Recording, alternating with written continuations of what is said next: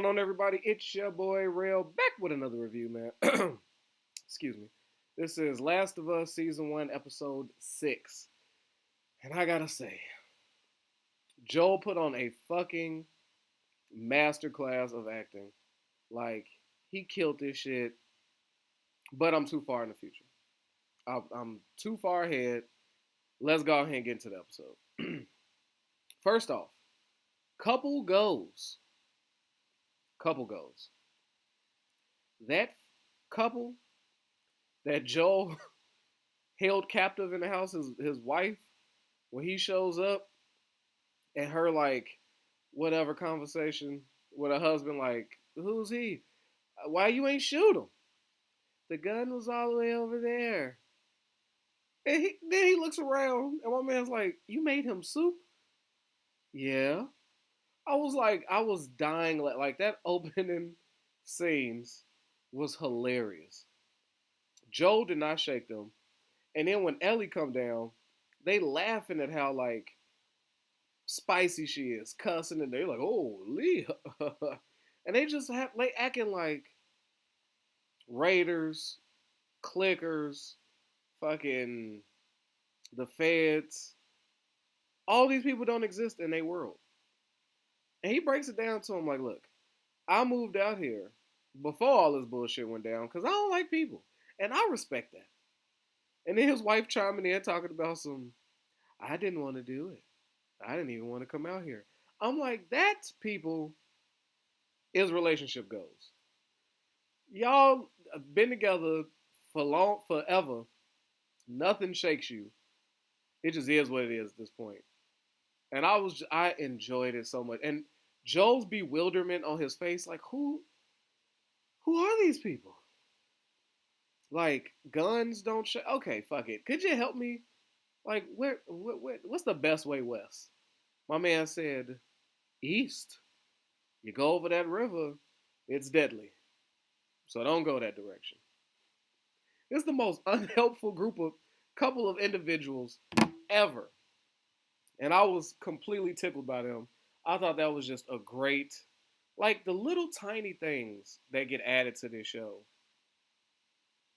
It just makes it fantastic. And the different characters you run into, that couple was just award winning. Like they were there for the comedic relief, and we see Ellie trying to steal a rabbit from them. He's like, put it back, but then we see him have like I don't know if that's a heart attack, like the oncomings of a heart attack, or if it's a panic attack. Either way, that age traveling cross country for Joel is putting a toll on his body, and we seen him like breaking down, moving slow.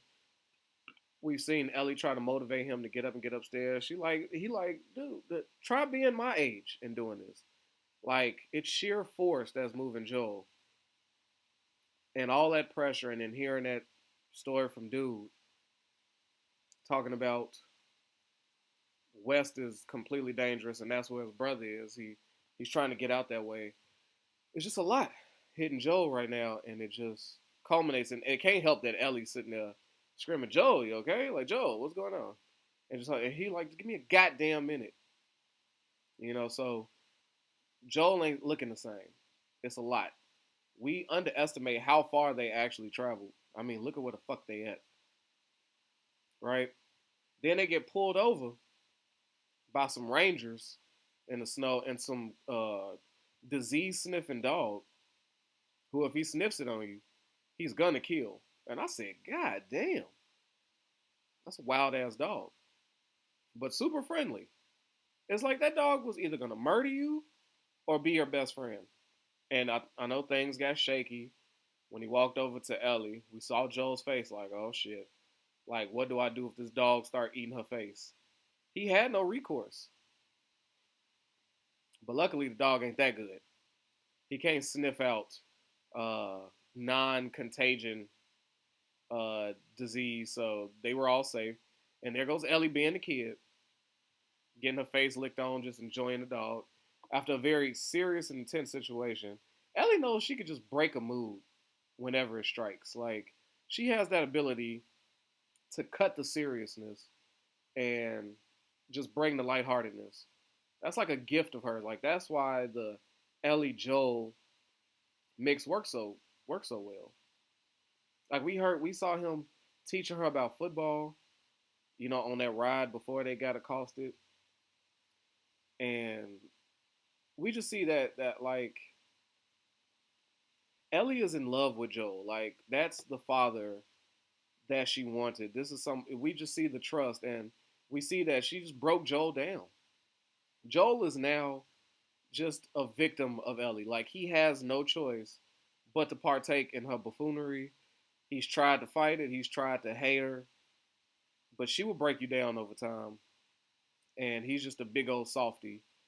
But yes, they dodge that situation. And off the mask, when he's asking, like, look, I just want to leave.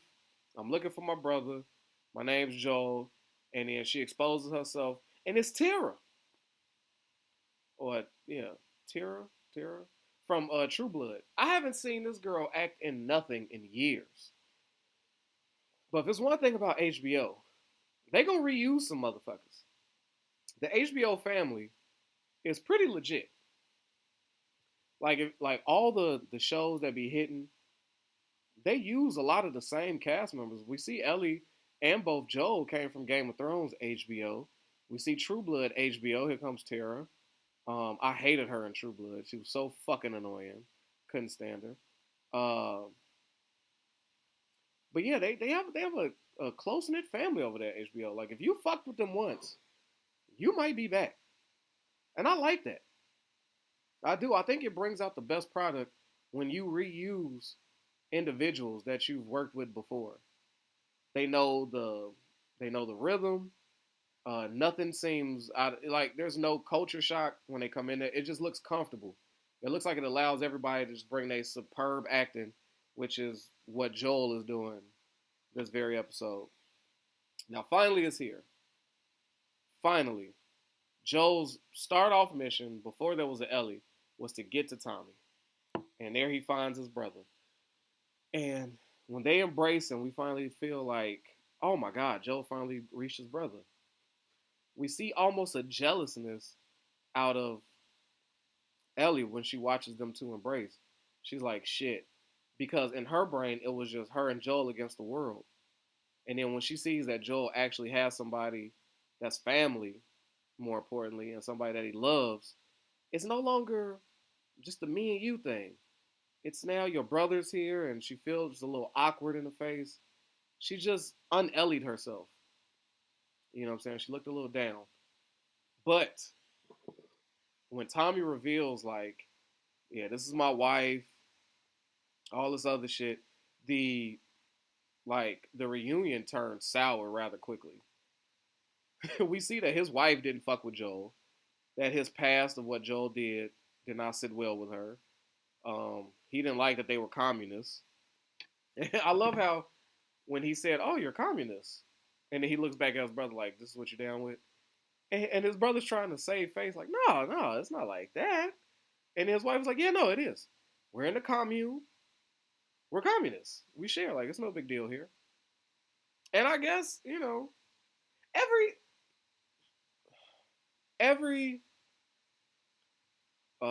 what should I say?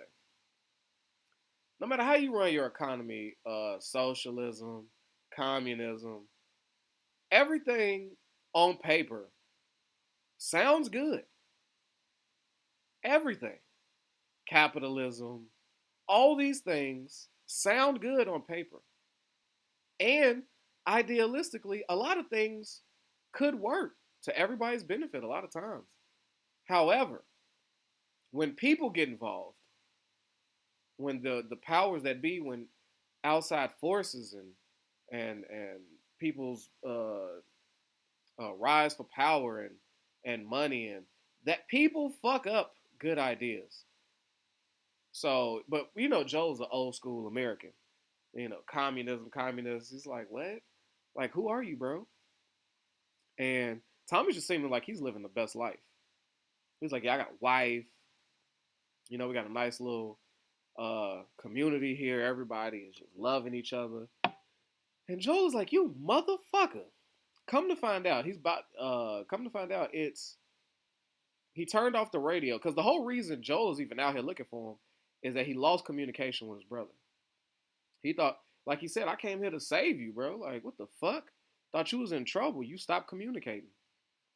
All to find out that it was his wife who told him, like, yo, I need you to not be talking to your brother. We got this.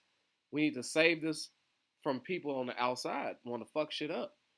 It's dangerous out there. And I agree with her. But when Tommy and Joel have that one-on-one conversation, like, so I'm a bad person. I'm somebody you couldn't share this with. You know what I'm saying? Like, he took that personally, as he should. Bro, I traveled the country thinking you was in trouble. And you wouldn't even have the decency to turn on the radio and maybe give me a last transmission that say, yo, I'm safe. I won't be able to talk to you no more. I'm in a new community that don't allow that shit. I'm good, though. Just something like that, a goodbye. He just completely went off the radar and started a whole new life. One that didn't include Joel. I guess he just thought, hey, my older brother is fine. He'll be okay. So I'm with Joel on that. Tommy's a dirty motherfucker for that. That's not cool. You can't do shit like that. We see that Tommy's wife takes Ellie to the side and they had a conversation, had a girls' time. And she's telling her, like, hey, telling Ellie, like, hey, don't trust Joe. You know what he did? She's like, yes, he murdered people. I know. Well, then, so you know how dangerous he can be. It's like, yeah, and he murdered with your husband. I don't see you fucking questioning him. Ellie will tell you straight up facts. And then she knows that it's something that Ellie's not telling her. And she's like, yeah, see, that's what I'm talking about. Y'all got all this mysterious shit. She don't like it. She got the right idea, though. I must say, as much as the first instinct is to be mad at Tommy's wife for keeping Tommy away from her brother, she has the right idea. This community could fall. Do you see the people that came after Bill and them? They came risking fire, setting on fire, electrocuted gates, just to get that community. Like, there's people who would ravage this town they in. And not trusting Joel, somebody she don't know, somebody that kills. I understand. But I understand Joel's. This is what, he didn't do it for fun. You know what I'm saying? This was his way of survival. So this is an instance where everybody's right. There's no wrong person except for Tommy. Tommy, you're a grown-ass man. Tommy should be the one that's at fault for not communicating with his brother and not standing up to his wife and, like, at least, like, yo, let me tell my brother I'm good. So Tommy, I don't know. And he's sitting here bragging about the guns they got, how far he could shoot a clicker. And Joe's like, since when, motherfucker? Like, I know you. Like, that's bullshit. Half a mile away, 4 blocks away, you could scope something. Yeah, fuck out of here. So they got that little brotherly beef thing going. And we see Ellie being upset with this community. And I think her upsetness, when she popped off at the girl at the table for looking at her eat, and Tommy's wife like, look, they just never seen nobody like you, talk like you. She's like, yeah, but that's rude. I don't give a fuck. And where's my gun? Like, Ellie is extra spicy, especially when she read that journal. She's mad that these children were able to live a life that she could never have.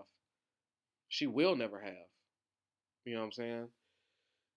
They were allowed to grow up as kids, watching movies, having families, probably celebrating holidays and shit. And there's a sense of envy from Ellie that's upsetting her. She knows this is the life she wants, but can't have. It's her blood. She's supposed to save the world. You know what I'm saying? It's a lot of responsibility on her. She's killed. She's ran for her life. She's like, these kids soft as hell.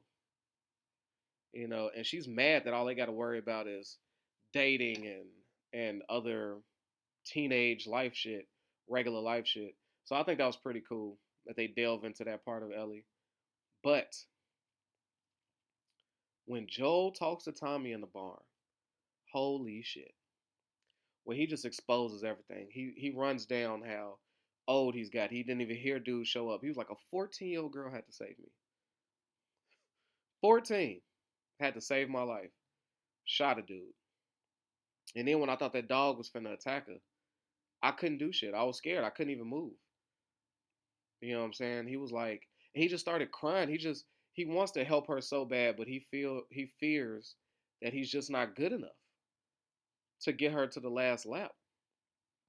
And when he's breaking down his insecurities and how much he cares for this girl and how much he needs Tommy to take over for him, explaining to him like, don't tell nobody, but she got bit and she's immune in her blood, and we got to get her to the Fireflies. Tommy immediately looked like, this bitch is with my wife. Hope somebody gonna get this bitch. What if she? No. And he's like, look, man, she's good. Like, just trust me. But of course, Ellie overhears the part where Joel is trying to give her to Tommy, and when Joel comes to talk to her, she's like, yeah, I fucking heard it. Like, get away from me. I thought nobody would leave me, but it was you. And what I found nasty about Joel, right? This was so disgusting. Through Ellie's rightful anger toward him, trying to pass her off, he flips it on her and says, and looks for an excuse. This is like this. Tells her, you're right, you ain't my daughter. Soon as he was looking for a reason to feel good about getting rid of Ellie. When Ellie brought up his daughter and saying, like, I know what you lost. We all lost somebody. Trying to appeal to him. And all he narrowed in was, don't talk about my daughter. And he found that enough to be angry at Ellie to come at her. Just like when you want to break up with somebody, but you ain't got the balls to do it, and you're going to feel bad about it. So you try to get them to break up with you. So that's exactly, he wanted to feel good about pawning her off because he knew that felt bad. He knew he didn't want to do it, but Ellie bringing up his daughter was the perfect excuse for him to say, you ain't my daughter, we ain't family, fuck it. You go with him or you don't go nowhere. I'm done. Like, that was his out.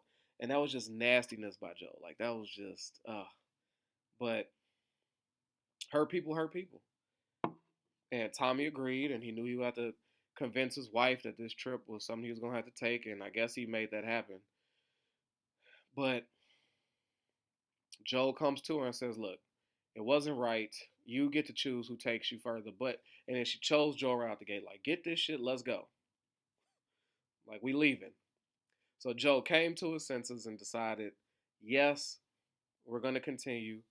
And they make it down there to the Fireflies, only to find a bunch of snow monkeys running around, trashing the place.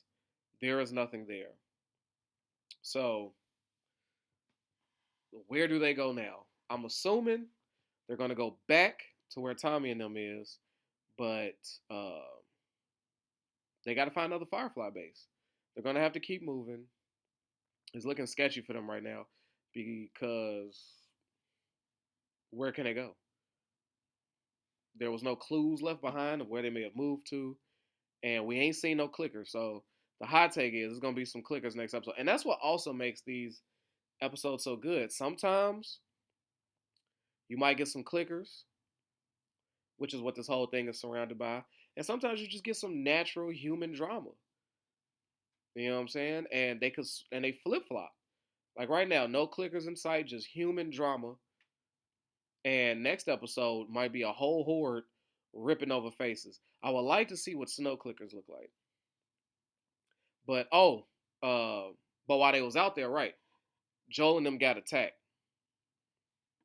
He took a half a baseball bat to the ribs. Now he was already having panic attacks or a heart attack or something.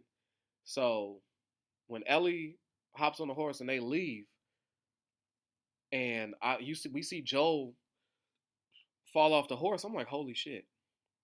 And Ellie is like, please, motherfucker, if you die, it's over for me. Ellie don't know which way to go. She don't know shit. Right? Joel did teach her some survival shit, but it's looking very scary for these two right now because he's going to be losing a lot of blood if he hasn't already. He's an older man and nobody but Ellie to take care of him. So I'm assuming what's going to happen is Tommy would have tracked him and maybe shows up at the end to come pick up both of them and bring them back to be taken care of. That's the only thing I can see happening because who the fuck out there in the snow can save them. You know what I'm saying? Like and I don't think that's a hot take. It's either Tara or Tommy for sure. But I'm putting my money on Tommy following them just to make sure they made it and looked in time to see that his brother's fucked up, and we said because Joel's not finna die out here. We know that Joel's not going down right there. But if we put ourselves in Ellie's shoes, how fucking terrifying is that? Off into nowhere with snow and clickers and raiders, and the one gunman, the one motherfucker, your protector, is fainted from blood loss and's fucked up. Whoa.